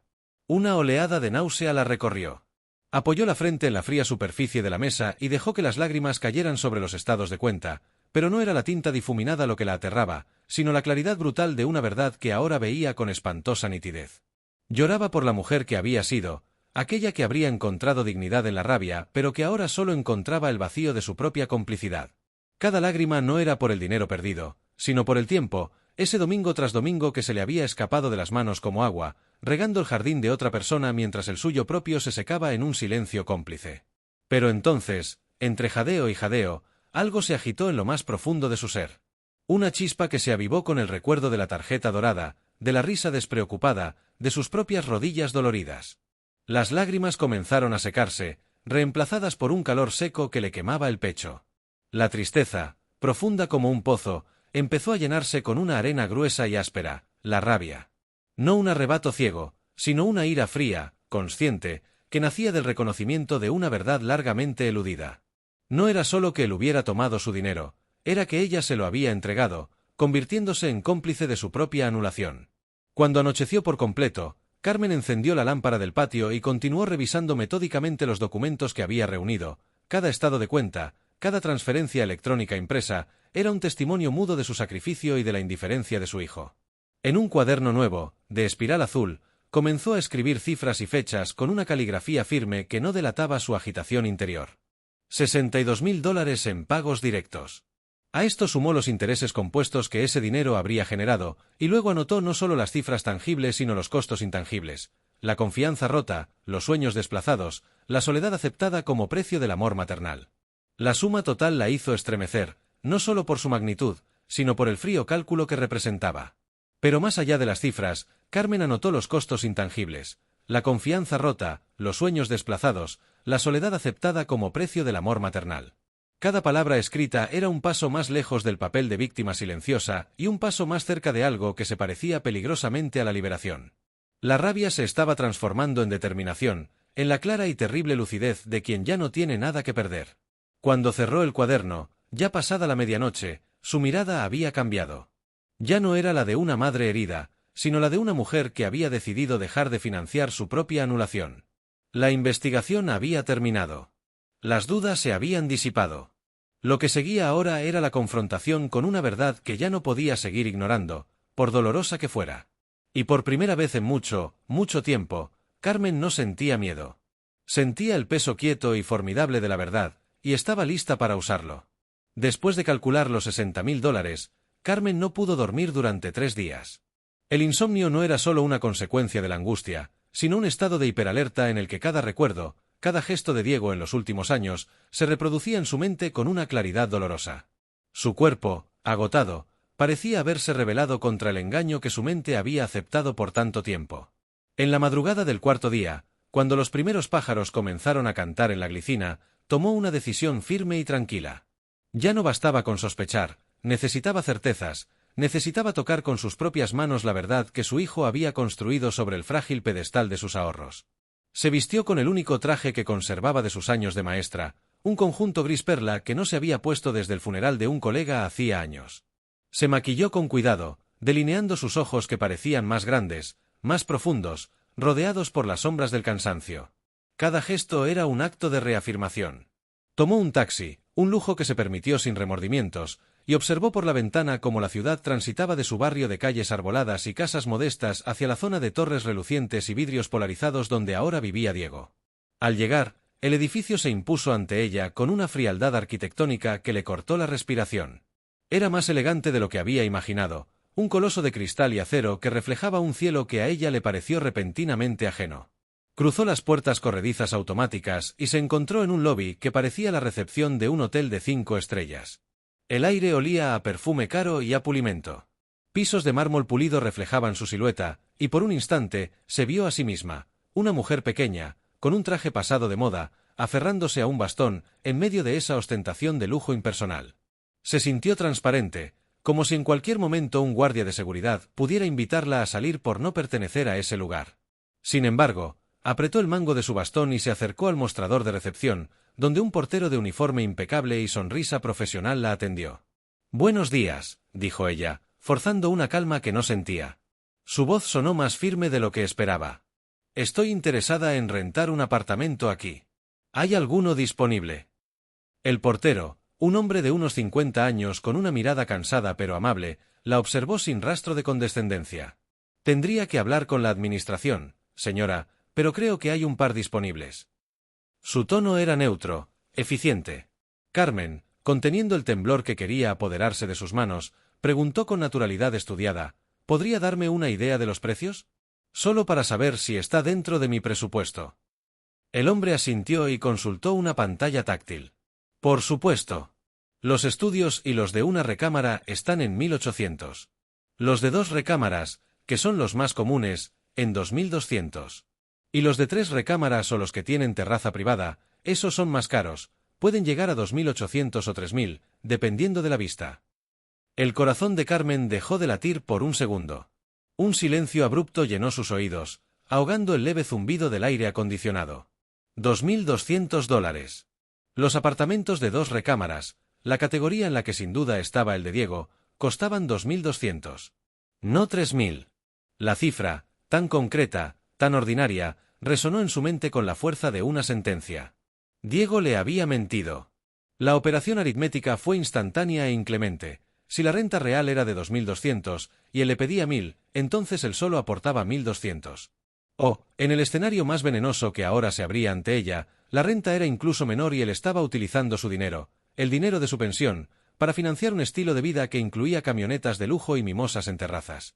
Mientras su mundo interior se resquebrajaba, su rostro mantuvo una placidez casi sobrenatural. Ya veo. Muchas gracias, ha sido muy amable, dijo, y su voz sonó a una distancia enorme. ¿Quiere que le proporcione los contactos de la administración?, preguntó el portero, con una genuina intención de ayudar que a Carmen le pareció un puñal en el costado. No, no es necesario. Solo era una consulta preliminar. Que tenga un buen día. Giró sobre sus talones y comenzó a caminar hacia la salida, cada paso sobre el mármol brillante una agonía para sus rodillas, pero el dolor físico era ahora un eco lejano comparado con la devastación que sentía por dentro. Al pasar frente a los ascensores, uno de ellos se abrió con un suave asterisco din asterisco. Por un instante, irracionalmente, temió ver a Diego o a Valentina salir de allí, sorprendiéndola en ese lugar donde no se suponía que debía estar. Pero el ascensor estaba vacío. Un cubículo dorado y vacío que reflejaba su propia soledad. Al salir a la calle, la luz del sol le dio de lleno en la cara. El contraste entre el clima controlado del lobby y la realidad exterior fue brutal. Ya no tomó un taxi. Caminó lentamente hasta la parada de autobús más cercana, apoyándose en su bastón, sintiendo que cada mirada de los transeúntes apresurados era un recordatorio de su invisibilidad. En el traqueteo del autobús, rodeada de gente común con vidas comunes, la verdad comenzó a digerirse, pesada y tóxica. No era solo una cuestión de dinero. Era la arquitectura completa de una mentira. Su hijo no solo había aceptado su ayuda, la había solicitado bajo una premisa falsa, había inflado la cifra y había convertido su sacrificio en un subsidio para su propia comodidad, o peor aún, en ganancia personal. Al llegar a su casa, la modestia del lugar le golpeó con una nueva intensidad. Cada grieta en la pared, cada mueble desgastado, le hablaba de lo que ella había negado para mantener la farsa de Diego. Se dirigió directamente al baño, y ante el lavabo, sintió una náusea incontenible que no provenía del viaje, sino de la amarga certeza de la traición. Vomitó, con arcadas secas y dolorosas que sacudieron su cuerpo frágil. No era el estómago lo que rechazaba, era la verdad. Se enjuagó la cara y al mirarse al espejo, vio por primera vez no a una madre engañada, sino a una cómplice de su propia ruina. Esa complicidad, sin embargo, había terminado. El portero le había dado mucho más que cifras, le había dado la llave de su propia liberación. La evidencia ya no era una sospecha en un cuaderno, era una realidad que había palpado en ese lobby de mármol y que ahora, como una semilla venenosa, comenzaba a echar raíces en el suelo fértil de su dignidad, por fin, recuperada. Carmen regresó a su casa con una opresión en el pecho, profundamente afectada por la verdad que había descubierto. El cuerpo se rebelaba contra una evidencia que la mente ya no podía contener. Se apoyó en el borde del lavabo, temblorosa, mientras las lágrimas se mezclaban con el sudor frío en su rostro. Antes, ese malestar hubiera sido sofocado con un té y una mentira piadosa que se contaba a sí misma. Ahora, sin embargo, ya no había lugar para el autoengaño. La prueba física de su desmoronamiento era tan real como las grietas en las paredes de su casa. Esa tarde hizo algo más, algo que la avergonzaba pero tenía que hacer, Encendió su vieja computadora y, con dedos que titubeaban sobre el teclado, revisó minuciosamente las redes sociales de Valentina. Ella era de esas personas que publicaban todo, que convertían su vida en un escaparate de felicidad impoluta. Y allí estaba todo. La evidencia de su sacrificio convertido en lujo. Un catálogo exhaustivo de su propia renuncia. Fotos en restaurantes caros, con manteles blancos y copas de cristal que reflejaban sonrisas amplias. Otras de ropa nueva, con etiquetas de diseñadores cuyos nombres Carmen solo había visto en revistas. Álbumes completos de viajes a Miami, Los Ángeles, Aspen. Imágenes de la Acquire MDX blanca, reluciente bajo un sol que nunca parecía ponerse en su mundo. Cada foto era una puñalada meticulosa. Cada pie de foto era una burla inconsciente, pero no por ello menos dolorosa. Celebrando la vida, decía uno. Merecemos estas pequeñas indulgencias, proclamaba otro. Mientras Carmen comía arroz y frijoles para ahorrar hasta el último centavo, ellos saboreaban langostas. Mientras ella cancelaba sus sesiones de fisioterapia y apretaba el cinturón hasta ahogar sus propios quejidos, ellos esquiaban en pendientes nevadas o se recostaban en playas de arena blanca. Pero fue una foto en particular la que le arrancó un jadeo seco, como si el aire le hubiera sido robado de los pulmones. Valentina posaba con su madre y sus dos hermanas, todas con vestidos de verano elegantes y casuales, delante de una casa de estilo colonial que gritaba riqueza heredada. El pie de foto decía: «Gracias a Dios por bendecirme con una familia donde nunca me ha faltado nada. Crecí rodeada de amor y abundancia. Y ahora mi esposo me da la misma vida». Carmen leyó esas palabras 1, 2, 3 veces. ¿Y ella? ¿Dónde estaba ella en esa ecuación perfecta? Ella, que con sus $60.000, con sus años de privaciones silenciosas, era el pilar escondido, el fantasma que sostenía esa fachada de abundancia. No existía. No solo era invisible en la vida diaria de su hijo, sino que había sido borrada por completo de la narrativa. Su amor, su sacrificio, su dinero, todo se había convertido en un detalle sin importancia, en un secreto incómodo que no merecía ni una mención de agradecimiento. Era la proveedora fantasma, la mano invisible que limpiaba los restos de la mentira sin dejar huellas. El dolor era tan agudo que se transformó en una calma extraña y peligrosa. Ya no había espacio para más lágrimas. Solo quedaba la certeza fría y cortante de la evidencia. Como si el universo se burlara de su epifanía, esa noche sonó su teléfono. Era Diego. Su voz sonaba distraída, con el ruido de fondo de la televisión o tal vez de otro restaurante caro. «Mamá, ¿cómo estás? Oye, solo para recordarte que mañana es primero, el depósito». La naturalidad con la que pronunció esas palabras le provocó una oleada de frío en el estómago. No había un «¿cómo estás?», ni un «¿cómo siguen tus rodillas?», ni el más mínimo interés por la mujer que le había dado la vida y luego, durante 6 años, le había financiado la que él pretendía que fuera. Era una transacción. Un recordatorio de pago. Como si ella fuera un banco, una institución sin sentimientos cuyo único propósito era cumplir con una obligación mensual. Carmen respiró hondo, y cuando habló, su voz sonó diferente, incluso para sus propios oídos. Más firme, con un tono que no admitía negociación. «Necesitamos hablar, Diego. En persona».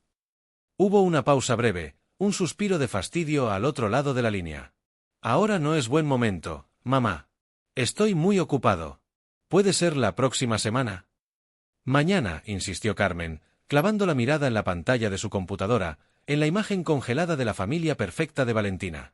«O no habrá depósito. Tú decides». El silencio que siguió fue elocuente. Podía casi sentir la irritación de su hijo, su perplejidad ante esta nueva versión de su madre, una versión que no se doblegaba. Finalmente, con un tono resignado y claramente molesto, cedió. «Está bien. Iré mañana por la noche. Pero no puedo quedarme mucho, Valentina y yo tenemos planes». «Por supuesto», respondió Carmen, y colgó antes de que él pudiera decir algo más. No necesitaba escuchar más excusas. Ya había escuchado demasiadas a lo largo de 6 años. Se levantó y caminó hasta la cocina. Su bastón golpeó el suelo con un ritmo decidido. Abrió el refrigerador y miró el plato de arroz y frijoles que sería su cena. Esta vez, sin embargo, no sintió la punzada de la resignación, sino el fuego de la indignación. Tomó el plato, lo calentó en el microondas y se sentó a la mesa. Comió lentamente, masticando cada bocado no como un acto de derrota, sino como uno de fortaleza. Este arroz, estos frijoles, representaban su realidad, una realidad que ella había permitido que fuera pisoteada. Pero ya no. Al terminar, no se dirigió directamente a su habitación como solía hacer, agotada por el peso del día. En cambio, fue a su pequeño estudio y sacó una carpeta gruesa de un cajón. Dentro estaban todos los comprobantes de transferencia, cada uno una pequeña losa en la tumba de su bienestar. Los extendió sobre el escritorio, un mosaico de su sacrificio. $60.000. 60 papeles que contaban una historia de amor pervertido en obligación, de confianza traicionada, de dignidad empeñada. Los miró fijamente, y por primera vez, no vio la prueba de su devoción maternal, sino las piezas de un juicio. Mañana, cuando Diego llegara, no se enfrentaría a la madre sumisa que siempre había conocido. Se enfrentaría a la mujer que había emergido de las cenizas de su propia ingenuidad, armada con la verdad y una determinación que ya no conocía el miedo. La semilla de la liberación, plantada en el lobby de mármol, había brotado en el suelo árido de su corazón, y ahora crecía, fuerte e imparable, hacia la luz de la confrontación. Al día siguiente, Carmen no fue al banco. Era 1 de mes y por primera vez en 5 años no hizo el depósito. El aire en su casa modesta parecía más ligero, como si el simple acto de romper la rutina hubiera alterado la física de su mundo. Pasó la mañana atendiendo sus plantas, regando la glicina púrpura con una calma que no sentía desde hacía mucho tiempo. A las 2 de la tarde en punto, como si un reloj interno hubiera sonado, su teléfono vibró sobre la mesa de la cocina. Era Diego. «Mamá, ¿hiciste el depósito? No ha llegado». Su voz era plana, profesional, el mismo tono que usaría con un proveedor moroso. Carmen respiró hondo, sintiendo el mango de madera de su bastón, frío y sólido bajo sus dedos. «Necesitamos hablar en persona, Diego». «Ahora no es buen momento, mamá. Estoy muy ocupado. ¿Puede simplemente hacer la transferencia y hablamos este fin de semana?» La impaciencia era palpable, un susurro de fastidio en cada palabra. Entonces, la voz de Carmen emergió, no como un grito, sino como una losa de granizo, baja, firme e imparable. «¿Vienes hoy o no hay depósito? Tú decides». Hubo un largo silencio al otro lado de la línea, tan profundo que Carmen pudo escuchar el leve zumbido de la conexión. Solo el sonido de su propia respiración, constante, llenando el vacío que las excusas de su hijo habían dejado. Finalmente, un clic seco. Él había colgado sin una palabra más. Diego llegó esa noche, bien pasadas las 8, con la misma cara de molestia con la que solía llegar los domingos, cuando su visita era una obligación que tachaba de una lista. Carmen no lo invitó a sentarse. Ella permaneció de pie en el centro de la sala, su bastón en una mano como un cetro de autoridad recién descubierta, y en la otra, una carpeta manila gruesa y abultada. La luz de la lámpara proyectaba sombras largas que parecían acentuar las nuevas arrugas de determinación en su rostro. «¿Cuánto es la renta de tu apartamento?», preguntó directamente, sin preámbulos, su mirada fija en los ojos de su hijo. Diego palideció de inmediato, como si la pregunta fuera un golpe físico. Sus dedos juguetearon nerviosamente con las llaves del coche. «Ya te lo dije. 3.000». La mentira salió de sus labios con una facilidad que a Carmen le partió el corazón una vez más, pero esta vez el dolor fue rápido, reemplazado por una fría claridad. «Esa es una mentira», respondió Carmen, y su voz no tembló. Abrió la carpeta y sacó una hoja de papel con anotaciones. «El martes pasado fui a tu edificio. Hablé con el portero, un hombre muy amable llamado Ernesto. Me dijo, con toda claridad, que los apartamentos de 2 recámaras, como el tuyo, tienen una renta de $2.200. No 3.000. El silencio que siguió fue ensordecedor, un vacío que absorbía todos los sonidos de la casa. Diego abrió la boca y la cerró, como un pez fuera del agua. Tartamudeó, buscando palabras que no llegaban, intentando tejer una nueva mentira sobre los jirones de la anterior. «Bueno, es que, depende de la vista, del piso, el nuestro tiene una terraza más grande». Pero Carmen no le permitió continuar. Avanzó un paso, y el golpe sordo del bastón contra el piso de madera marcó el fin de su paciencia. «¿Sabes por qué uso este bastón, Diego?», preguntó, y aunque su voz se quebró ligeramente en el nombre de él, no fue por debilidad, sino por la enormidad del dolor que revelaba. «Porque tengo artritis degenerativa. El médico me recetó un tratamiento que cuesta $300 al mes. ¿Y sabes por qué no puedo pagarlo? Porque te estoy dando $1.000 cada mes. $1.000 que salen de mi pensión, de lo que me queda para vivir». Las palabras colgaban en el aire entre ellos, pesadas e incuestionables. Carmen vio cómo la mirada de Diego bajaba hacia el bastón, como si lo viera por primera vez, como si realmente viera a la mujer que tenía frente a él, no solo al cajero automático. Dijiste que solo sería un año.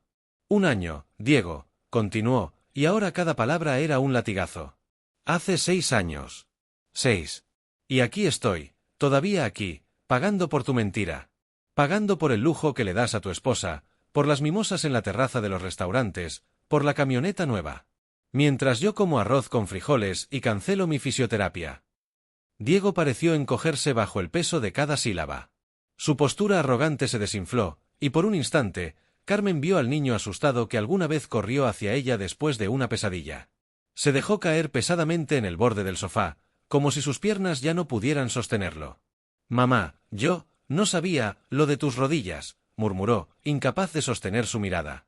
«Claro que no lo sabías». La voz de Carmen estalló, cargada de una rabia largamente contenida. «¿Por qué nunca preguntaste? Tus llamadas eran para recordarme el depósito, para pedir más dinero, para cancelar nuestras cenas. Te volviste un extraño en esta casa, un extraño que solo venía a cobrar». Abrió la carpeta de par en par sobre la mesa de centro, desparramando los comprobantes de transferencia. 60 papeles que formaban un mosaico de abdicación. «Esto no es amor, Diego. Esto es complicidad. Y yo ya no quiero ser tu cómplice». Diego miró los comprobantes, y por primera vez, un destello de algo que parecía vergüenza cruzó su rostro. «¿Qué quieres que haga?», preguntó, su voz apenas un susurro. «Quiero que dejes de mentir», dijo Carmen, recuperando la compostura, su tono de nuevo firme y claro. «Quiero que hables con Valentina y le digas la verdad. Toda la verdad. Que tu madre ha estado pagando parte de la renta de su lujoso apartamento durante 6 años. Que el hombre exitoso que ella cree que eres se ha construido sobre la espalda de una maestra jubilada que se niega a sí misma lo básico para vivir». La mención de Valentina hizo que Diego se pusiera rígido. El miedo volvió a sus ojos. «No puedo hacer eso, mamá. Lo entendería si... Es complicado. Se sentirá traicionada». «¿Traicionada ella?», preguntó Carmen, y una risa amarga, carente de todo humor, le escapó. «¿Y yo qué he sido durante todos estos años? ¿He sido tu aliada? Me convertiste en tu secreto, en tu acreedora silenciosa, en la prueba viviente de tu farsa. Si esa mujer te abandona por enfrentar una verdad que debería haberse dicho hace años, entonces dime, hijo, ¿qué clase de amor es ese?». Diego no respondió. Bajó la cabeza, contemplando sus manos vacías. Y en ese silencio elocuente, en esa incapacidad para elegir a su madre sobre su comodidad, Carmen lo entendió todo. Finalmente, y sin lugar a dudas, comprendió que había estado sosteniendo un castillo de naipes construido sobre sus propios huesos quebrantados.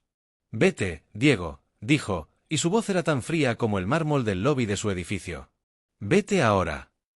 Él se levantó lentamente, sin decir una palabra, sin intentar un abrazo o una disculpa vacía. Caminó hacia la puerta y la abrió. La noche entró en la casa, un soplo de aire frío. Cuando la puerta se cerró con un clic suave pero definitivo, Carmen no se derrumbó. Permaneció de pie, rodeada de los restos de su sacrificio, respirando el aire envenenado de la verdad. La confrontación había terminado. La batalla, sin embargo, apenas comenzaba. Diego se derrumbó en una silla, el marco de madera crujió bajo su peso. Por primera vez, Carmen lo vio completamente desprovisto de sus palabras fáciles y excusas fluidas. Su boca se abría y cerraba en un mudo simulacro de discurso, incapaz de articular defensa alguna ante la evidencia de su traición. Una convulsión de remordimiento, genuina o performativa, sacudió el cuerpo de Diego. Cubrió su rostro con las manos, como si al ocultar sus ojos pudiera borrar la imagen del dolor que había causado. «Lo siento, mamá. Tienes razón en todo. Me aproveché de tu bondad, de tu amor incondicional. Dejé que esto se saliera de control y no tuve el valor de detenerlo». Cuando, impulsado por un arrepentimiento que parecía tangible, intentó abrazarla, buscando en el contacto físico la absolución que las palabras no podían dar, Carmen dio un paso atrás, firme, seca. El bastón que sostenía se interpuso entre ellos como una barrera física. «No», dijo, y la palabra cortó el aire como una cuchillada. «No me toques. No ahora. No me toques hasta que las cosas realmente cambien, no con promesas, sino con acciones». Él retrocedió, herido. «¿Qué quieres que haga, entonces? Dime. Haré lo que sea». Su voz sonaba urgente, desesperada por una ruta de escape que no implicara perderlo todo. «Quiero que dejes de mentir», declaró Carmen, su mirada fija en él, inclemente. Quiero que vayas a tu casa, que mires a tu esposa a los ojos y le digas la verdad. Toda. Que tu madre, la maestra jubilada a la que miran con lástima en sus cenas elegantes, ha estado pagando $1000 de la renta de su lujoso apartamento durante 6 años. Que el hombre exitoso que ella cree que eres, el que paga mimosas en restaurantes de moda y camionetas de lujo, se ha construido sobre la espalda de una mujer que se niega a sí misma medicinas para el dolor. La mención de Valentina operó en Diego como un hechizo de parálisis. Se puso rígido, y el miedo, un miedo primitivo y cobarde, volvió a sus ojos, apagando el breve destello de contrición. No puedo hacer eso, mamá. Lo entendería si... Es complicado. Su familia, sus expectativas. Se sentirá traicionada, humillada. ¿Traicionada ella?, preguntó Carmen, y una risa áspera, carente de todo humor, le escapó de los labios, un sonido que no había habitado esa casa en años. ¿Y yo qué he sido durante todos estos años? ¿He sido tu aliada? No. Me convertiste en tu secreto, en tu acreedora silenciosa, en la prueba viviente de tu farsa. Si esa mujer te abandona por enfrentar una verdad que debería haberse dicho hace años, una verdad que solo existe porque tú la creaste, entonces dime, hijo, ¿qué clase de amor es ese? ¿Qué clase de matrimonio has construido sobre los cimientos de mi dignidad? Diego no respondió. Bajó la cabeza, contemplando sus manos vacías, las manos que habían firmado los recibos de un estilo de vida que no podía costear y que había financiado con la moneda de la salud y la paz de su madre. Y en ese silencio elocuente, en esa incapacidad visceral para elegir a su madre sobre su comodidad, sobre la frágil fachada de su vida conyugal, Carmen lo entendió todo. Finalmente, y sin lugar a dudas, comprendió que había estado sosteniendo un castillo de naipes construido sobre sus propios huesos quebrantados y su cuenta bancaria exhausta. Él no tenía intención de cambiar. Su disculpa era el lamento por haber sido descubierto, no el arrepentimiento por el daño causado. Vete, Diego, dijo, y su voz era tan fría y lisa como el mármol pulido del lobby de su edificio. Vete ahora. Él se levantó lentamente, el movimiento de un hombre derrotado pero no redimido. No dijo una palabra más, no intentó un abrazo fallido o una disculpa vacía. Caminó hacia la puerta con la pesadez de quien carga con el peso de su propia decepción, y la abrió. La noche de diciembre entró en la casa, un soplo de aire frío que arrastró el aroma de la glicina dormida y barrió el aire viciado de la confrontación. Cuando la puerta se cerró con un clic suave pero definitivo, un sonido que resonó en el corazón de Carmen como el portazo de una era, ella no se derrumbó. No lloró. Permaneció de pie, firme junto a la mesa del comedor, rodeada de los restos físicos de su sacrificio, los estados de cuenta, las anotaciones, la calculadora que sumaba $60.000 de amor no correspondido. Respiró hondo, llenando sus pulmones con el aire envenenado de la verdad, y supo, con una certeza que era a la vez aterradora y liberadora, que la confrontación había terminado. La batalla, sin embargo, la verdadera guerra por su propia vida, apenas comenzaba. La quietud que siguió fue absoluta. No era el silencio vacío de la espera, sino uno denso, cargado de potencial, como la calma que precede a una transformación inevitable. Sus ojos recorrieron la habitación, la casa que había sido testigo de su soledad, de sus cenas en frío, de sus noches de cálculo y renuncia. Todo estaba igual, y sin embargo, nada lo estaba. El lazo que la había atado a una dinámica de abuso y sumisión se había roto. En su pecho, donde antes anidaba un dolor sordo y constante, ahora latía una brasa de ira fría, un propósito recién forjado. Recogió los papeles con manos que no temblaban y los guardó en una carpeta. No eran solo evidencia de la deuda de Diego, eran los planos de su propia emancipación. La Carmen que había dicho sí bajo la glicina había muerto en esa sala. La que quedaba, la que respiraba el aire frío de la noche, tenía 59 años, un bastón y nada más que perder. Y eso, lo sabía, la hacía tremendamente peligrosa. Los días que siguieron a la segunda confrontación tejieron un silencio denso y extraño en la vida de Carmen. Era un silencio distinto a todos los que había conocido, no era la quietud vacía de la espera, sino una pausa cargada, un intermedio entre dos actos de una misma obra trágica. Diego no llamó. Ella, por primera vez en 6 años, no sintió el impulso de romper el hielo. El primer día del mes pasó, y con él, la fecha límite que había gobernado su existencia. No hubo transferencia bancaria. No hubo mensaje de texto recordatorio. El segundo día, el tercero, el cuarto, su teléfono, un artefacto que durante tanto tiempo había sido un instrumento de ansiedad, permaneció mudo. La ausencia del ritual mensual dejó un vacío, pero no uno que doliera. Era el espacio que deja una herida después de extirparle un tumor, un hueco doloroso, sí, pero limpio, con potencial de sanar. Esperaba sentir el aguijón de la culpa, ese viejo compañero, pero en su lugar, una sensación desconocida y tibia comenzó a anidar en su pecho, se parecía mucho a la paz.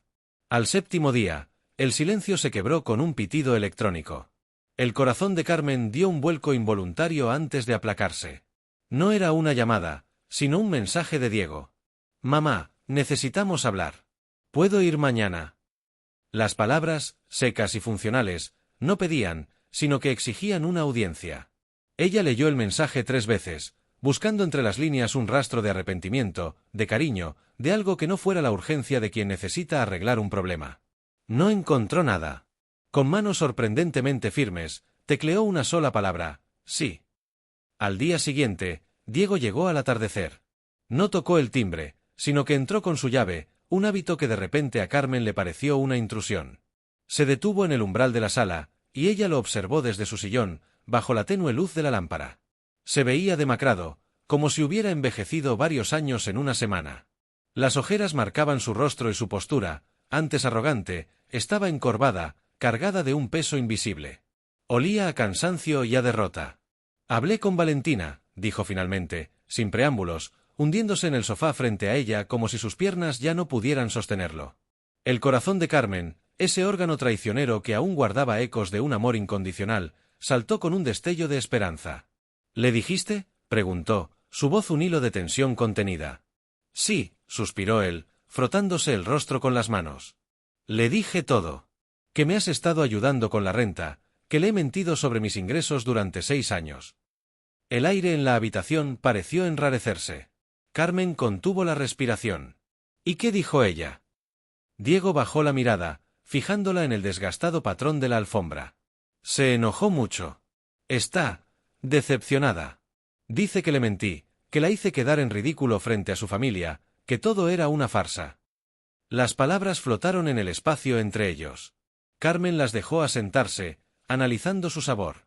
No sabía a justicia, sino a egoísmo herido. «¿Y sobre mí?», insistió, clavando la mirada en su hijo. «¿Qué dijo sobre mí?». Hubo una pausa larga, incómoda. Diego tragó saliva, evitando sus ojos. «Dice que ¿por qué no le dijiste antes? Que deberías haberla incluido en la conversación desde el principio. Que esto también es culpa tuya por permitirlo y guardar el secreto». Fue entonces cuando Carmen sintió que algo se quebraba de manera definitiva dentro de su pecho. No fue un arrebato de ira, sino una cristalización fría y absoluta. La sangre no le hirvió, se heló. La audacia de la acusación, el monumental desplazamiento de la culpa, era tan monstruoso que resultaba casi admirable. No era la víctima, era la cómplice. No era la madre sacrificada, era la conspiradora silenciosa. Valentina, la beneficiaria indirecta de $60.000 y de una mentira que sostenía su estilo de vida, tenía el descaro de señalar a Carmen como parte del problema. Una sonrisa amarga, tan seca como el polvo, se dibujó en los labios de Carmen. «Ah, ya veo», dijo, su voz era ahora clara y cortante como cristal. «Así que la ofendida es ella. La engañada. La que ha vivido en una mentira». Se inclinó hacia adelante, apoyando sus manos en el bastón que descansaba a su lado. «¿Y en qué momento, hijo mío, mi silencio se convirtió en un permiso para tu deshonestidad? ¿Cuándo mi amor de madre se transformó en una obligación de ser partícipe de tu farsa?». Diego no respondió. Su silencio era la confirmación más elocuente. Prefería esa narrativa, una donde la responsabilidad se diluía entre dos, antes que enfrentar la cruda verdad de su propia traición. En ese instante, Carmen comprendió la profundidad del abismo. Su hijo no había ido allí a pedirle perdón, había ido a negociar una nueva versión de los hechos donde él no fuera el único villano. «Sal de mi casa, Diego», dijo ella, con una calma que era más aterradora que cualquier grito. Él alzó la mirada, sorprendido. «Mamá, ¿podemos arreglar esto?». «No», lo interrumpió. «No hay nada que arreglar. Tú y tu esposa han escrito su versión de la historia, y en ella, yo soy un personaje secundario y problemático. Está bien. Pueden quedarse con esa versión». Se puso de pie, erguida, apoyándose en el bastón. El dolor en sus rodillas era un recordatorio agudo de todo lo que había perdido. «Pero ya no formo parte de ella. La puerta está detrás de ti». Diego la miró, Y por un fugaz segundo, Carmen creyó ver un destello del niño asustado que alguna vez fue. Pero se desvaneció tan rápido como había aparecido, reemplazado por la frustración de un hombre que no conseguía lo que quería. Se levantó y salió sin decir una palabra. La puerta se cerró, y esta vez, el sonido no resonó como un portazo, sino como el sello final en un documento largo y doloroso. Carmen se quedó sola en la sala crepuscular. La paz que había sentido días antes se había transformado. Ya no era la quietud del alivio, sino el silencio resoluto de quien ha tomado una decisión irrevocable. Recogió el vaso de agua que Diego había dejado intacto en la mesa y lo llevó a la cocina. Lo lavó lentamente, enjuagando todo rastro de su presencia. No había lágrimas, ni rabia descontrolada. Solo la certeza fría y precisa de que el camino hacia la redención, si es que existía, no pasaba por la absolución de su hijo, sino por la reclamación absoluta de su propia vida. La batalla por su existencia, esa guerra silenciosa que apenas comenzaba, acababa de encontrar su primer campo de combate, el territorio de su propia dignidad. Y Carmen, con su bastón y sus rodillas doloridas, estaba lista para luchar.